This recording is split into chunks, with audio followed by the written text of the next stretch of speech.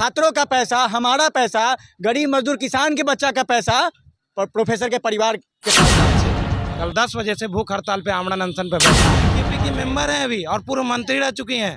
और समस्तीपुर के पूर्व विधायक ने बेटा बहू को सैलरी देती थी और बेटा बैंक में काम करता था। राजा ही बेईमान हो जाएं तो उनके साथ रहने वाले सिपाही, सेनानी सब बेईमान हो जाते हैं।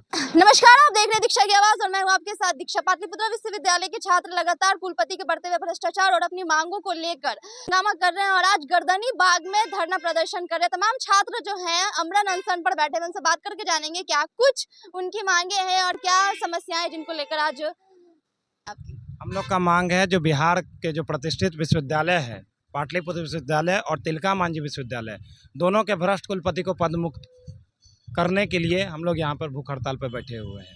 और ये दोनों पदमुक्त इसलिए होंगे क्योंकि राजभवन और शिक्षा मंत्री दोनों स्वीकार चुके हैं कि दोनों के दोनों आदमी भ्रष्ट है। शिक्षा मंत्री बड़े सदन में स्वीकारे हैं और राजभवन चिट्ठी निकाल करके अपने आप को एक्सेप्ट कर लिया है कि वो भ्रष्ट है। और उनके द्वारा नियुक्त किए गए सारे प्रभारी प्राचार्य जो बीजेपी के हैं और बीजेपी के एमएलसी हैं, सारे को हटाने के लिए यहाँ पर आमरण अनशन जारी है।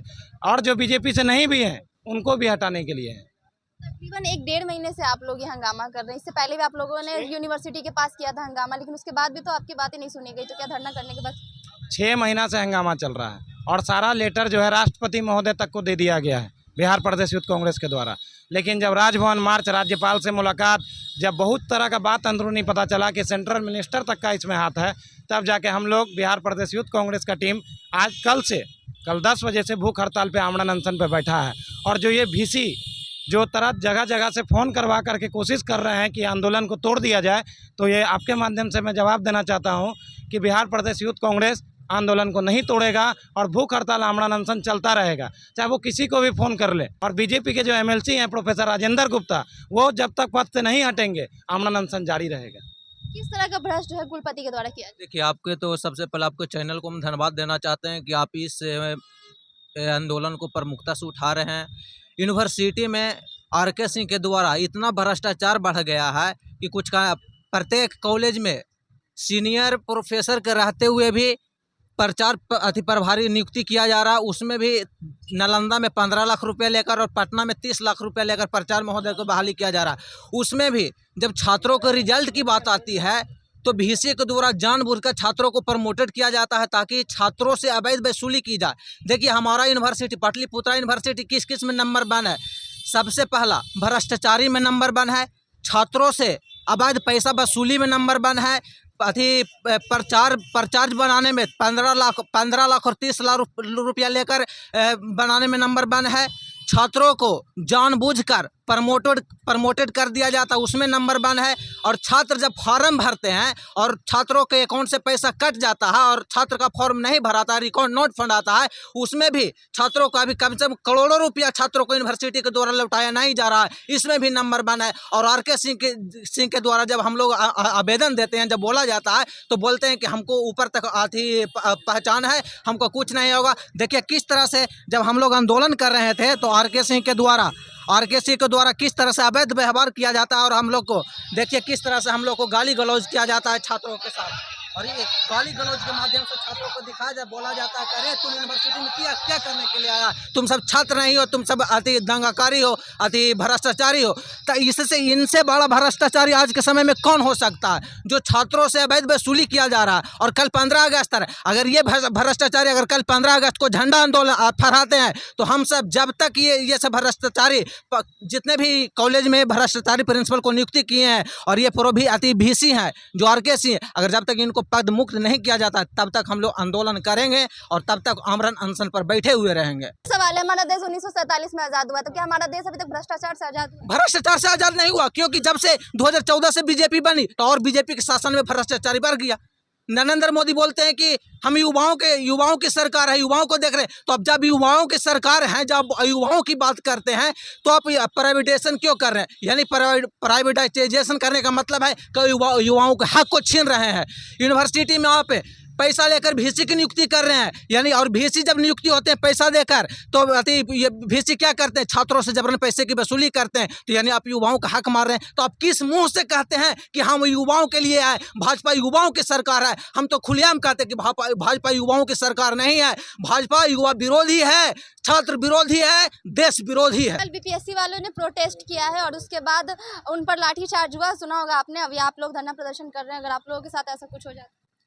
देखिए, होने को तो कुछ भी हो सकता है और सुशासन बाबू के सरकार में ही पॉसिबल है। आज आप सुने होंगे कि आनंद सिंह जो है MLA, उनका रिहाई हो गया। कुछ दिन पहले जो आनंद मोहन थे उनका भी रिहाई हो गया।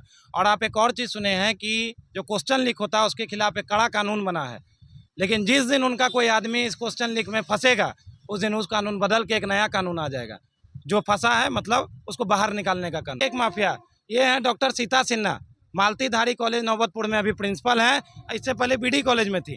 इनका ये माफिया था कि कॉलेज में आते के साथ अपने बेटा, बहू, देवर, देवर की पत्नी, भगना की पत्नी, भगना, भगनी, पूरे फैमिली, अपने ससुराल से लेकर के अपने तरफ का सबको कॉलेज से सैलरी देना शुरू कर दी, जबकि कोई काम नहीं करता था। सरकार जो है वो तो परिवारवाद करते ही है, साथ साथ में ये कुलपति लोग भी परिवारवाद करते हैं। ये BJP की मेंबर हैं अभी और पूर्व मंत्री रह चुकी हैं और समस्तीपुर से पूर्व विधायक रह चुकी हैं। ये अपने बेटा बहू को सैलरी देती थी और बेटा बैंक में भी काम करता था और कॉलेज से भी लेता था अतिथि शिक्षक के रूप में, जबकि कॉलेज कोई नहीं आता था। ये परिवारवाद कि जो उनसे भ्रष्ट कुलपति पूरे बिहार में उन्होंने जितना पैसा, सबसे पहले तो हम राज्यपाल महोदय से मांग करें कि माननीय कुलपति का जांच, संपत्ति का जांच किया जाए। छत्तीसगढ़ से आया हुआ व्यक्ति बिहार में जितना 52 करोड़ रुपया लूटने का काम किया है, पूरे बिहार में कोई ऐसा सुयोग्य व्यक्ति नहीं है जो भाई चांसलर बन सके। कोई भी कुलपति के लायक नहीं है। संपत्ति किसकी है इतनी? अभी जो वर्तमान में कुलपति RK सिंह के साधारण सी कुलपति की संपत्ति 52 इतनी है। करोड़ रुपये यहाँ से लूटने का उन्होंने काम किया। अभी अगर उनसे विजिलेंस का जांच हो जाए तो अभी सब दूध का दूध पानी हो जाएगा। छात्र छात्राओं को पैसा लूट के प्रयागराज ले जाने का काम कर रहे हैं, छत्तीसगढ़ से आए हुए हैं, बिहार का पैसा को बाहर ले जाने का काम कर रहे हैं। हम तो कह रहे हैं आपके चैनल के माध्यम से माननीय राज्यपाल महोदय उनकी संपत्ति का जाँच करें, और नहीं तो भाई चांसलर बनाना है तो बिहार में एक से एक शिक्षा आदमी बैठे हुए उनको आप बनाइए, बाहर से ला के बनाते हैं। देखिए, जब राजा ही बेईमान हो जाएं तो उनके साथ रहने वाले सिपाही, सेनानी सब बेईमान हो जाते हैं। आपको एक बात बताना चाहते हैं, जाके पैर न फटे बेबाई का जाने पीर पड़ाई। कै गो प्रोफेसर का बच्चा इस पाटलिपुत्रा यूनिवर्सिटी में पढ़ता है? कै गो वाइस चांसलर का बच्चा इस पाटलिपुत्रा यूनिवर्सिटी में पढ़ता नहीं पढ़ता है? आप देख लीजिए एक चीज़ कि हम आपको बताना चाहते हैं, अभी जो देखे ना स्टेटमेंट, राम नाम की लूट सके तो लूट, छात्रों का पैसा, हमारा पैसा, गरीब मजदूर किसान के बच्चा का पैसा प्रोफेसर के परिवार के पास जा रहा है। आप सोच सकते हैं कि इससे कितना बड़ा भ्रष्ट है। और जबकि राजभवन में इसका शिकायत हो चुका है, राजभवन भी मान चुका है, शिक्षा मंत्री मान चुका है, उनका पावर सीज हो चुका है, उसके बावजूद वो लोग शान से बैठे हैं, बोलते कि हमको तो कुछ होगा ही नहीं। डबल इंजन की सरकार जो है एकदम छात्र विरोधी सरकार है।